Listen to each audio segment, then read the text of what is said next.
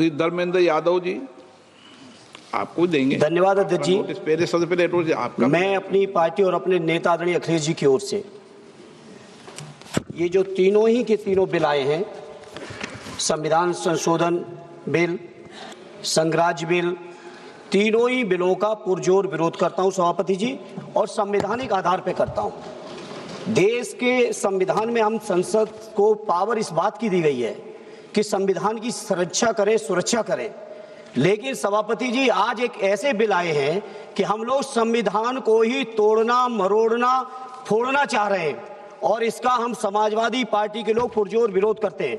सभापति जी, विरोध के आधार हैं सभापति जी, जिस तरह से डिलिमिटेशन को जनगणना से पृथक किया जा रहा है, ये मैं समझता हूं संविधान की भावनाओं के पूरी की तरह से विरोध में है। जिस तरह से महिला बिल के नाम पर महिला बिल की चाशनी, अध्यक्ष जी एक मिनट तो देना पड़ेगा अध्यक्ष जी, नहीं देंगे, दीजिए। ऐसे नहीं महिला बिल की चाशनी के नाम पर जो हाल कश्मीर का हुआ है, आसाम का हुआ है, वही हाल पूरे देश के करने का जो प्रयास है, हम संपूर्ण विपक्ष की ओर से इसका हम पुरजोर विरोध करेंगे। सभापति जी एक आधी बात और, इस बिल के अंदर जब तक पिछड़े वर्ग की महिलाएं, जब तक मुसलमान भाइयों की महिलाएं नहीं शामिल की जाएंगी, हम समाजवादी लोग इसका साथ नहीं देंगे। और एक बात और स्पष्ट करना चाहता हूं, समाजवादियों से बड़ा महिलाओं का हितैषी इस देश की कोई पार्टी नहीं है। आज भी आपसे ज्यादा प्रतिशत हमारे अंदर महिलाओं की है। इसलिए सभापति जी आपके माध्यम से सरकार से अनुरोध है कि इस बिल को, संविधान संशोधन बिल को, प्रशिक्षण बिल को, केंद्र राज्य संशोधन बिल को वापस लिया जाए, और जो 2023 में महिला बिल लागू किया इस सदन ने, उसका अनुपालन किया जाए, देश के अंदर लागू किया जाए। अब सब सीनियर सदस्य हैं, सबको बार बार टोकने का, रोकने का कहेंगे तो अध्यक्ष महोदय हमें टोकते हैं। इसीलिए क्या महिला आरक्षण के खिलाफ हैं क्या आप?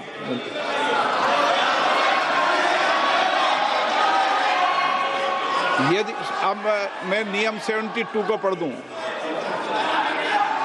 नियम 72 को पढ़ दूं, एक मिनट इनके प्रेमचंद्र जी, नियम 72 क्या कहता है ये पहले सबको स्पष्ट कर दूं।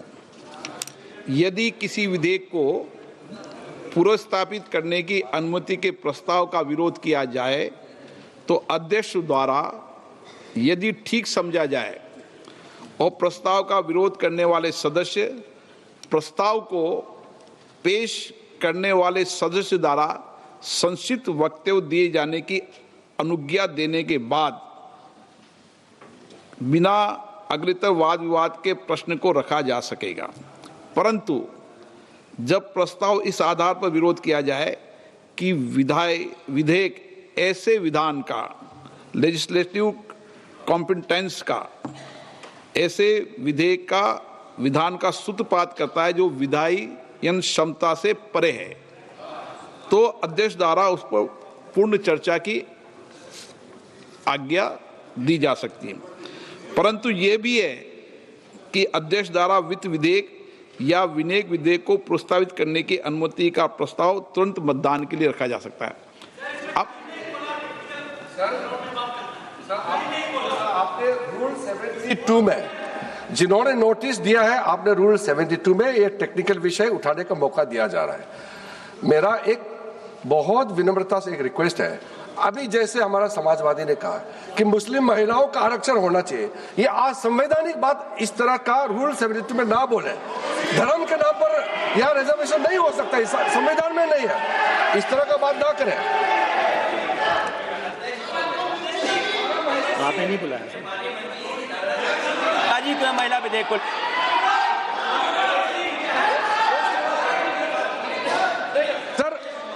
सर पूरा देश का महिलाओं के लिए बात करना चाहिए। आप मुस्लिम महिलाओं का क्यों बात करते हैं?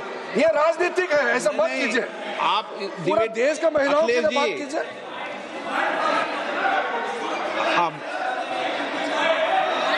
हाँ अखिलेश जी बोलते हैं, जल्दीबाजी क्यों है आपको जल्दीबाजी क्यों है? महिला विधेयक के पक्ष में हम, आप जनगणना क्यों नहीं कराना चाहते? ये अध्यक्ष महोदय, सेंसस ये इसलिए नहीं करना चाहते हैं कि जैसे ही जनगणना होगी हम सब लोग जाति गणना मांगेंगे, जाति गणना होगी तो हम आरक्षण मांगेंगे। अखिलेश जी, इसीलिए आप लोग धोखा दे करके आना अखिलेश चाहते हैं। जी, आपको भी पर्याप्त मौका देंगे, सबको पर्याप्त मौका देंगे। माननीय अध्यक्ष जी,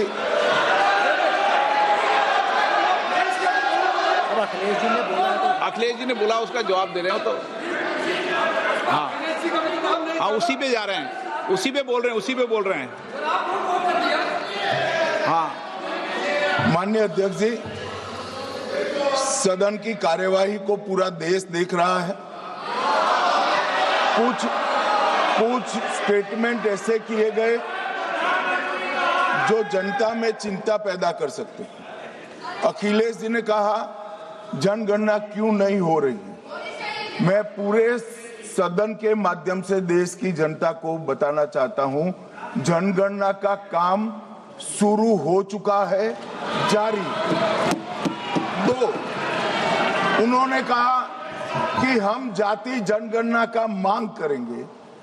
मान्यवर, मैं आपके माध्यम से सदन को बताना चाहता हूं कि सरकार ने जाति की जनगणना करने का निर्णय ले चुकी है और आप बैठिए बता दो। अरे बैठिए भाई, बैठिए। और जाति के साथ ही ये जनगणना हो रही है। माननीय सदस्य धर्मेंद्र यादव जी कह रहे हैं कि कॉलम नहीं है। उनको मालूम पड़ना चाहिए कि अभी घरों की गिनती हो रही है और घरों की कोई जाति नहीं होती है। समाजवादी पार्टी का चले तो घरों की भी जाति तय कर ले। मान्यवर, जब व्यक्तियों की जनगणना होगी, नागरिकों की जनगणना होगी, तब उसमें जाति का कॉलम रखा है। ये मेरा विभाग है। मैं सदन को आश्वस्त करना चाहता हूं कि ये जनगणना जाति जनगणना के साथ ही होने वाली है। तीसरी बात, इन्होंने ये जो आपने समझाया कि नियम 72 की जो खिड़की है वो हमें लेजिस्लेटिव कॉम्पिटेंसी पर और कॉन्स्टिट्यूशनल कॉम्पिटेंसी पर बोलने की ही इजाजत देती है। वो खिड़की का उपयोग कर धर्मेंद्र यादव जी ने एकदम गैर संवैधानिक बात करी, मुस्लिम महिलाओं को आरक्षण की। मान्यवर, हमारा संविधान किसी भी प्रकार के धर्म के आधार पर आरक्षण की कतई मंजूरी नहीं देगा। और मैं फिर से संकल्प सरकार का बताता हूं कि धर्म के आधार पर मुस्लिमों को किसी भी प्रकार का आरक्षण गैर संवैधानिक है, इसका सवाल ही पैदा नहीं होता है।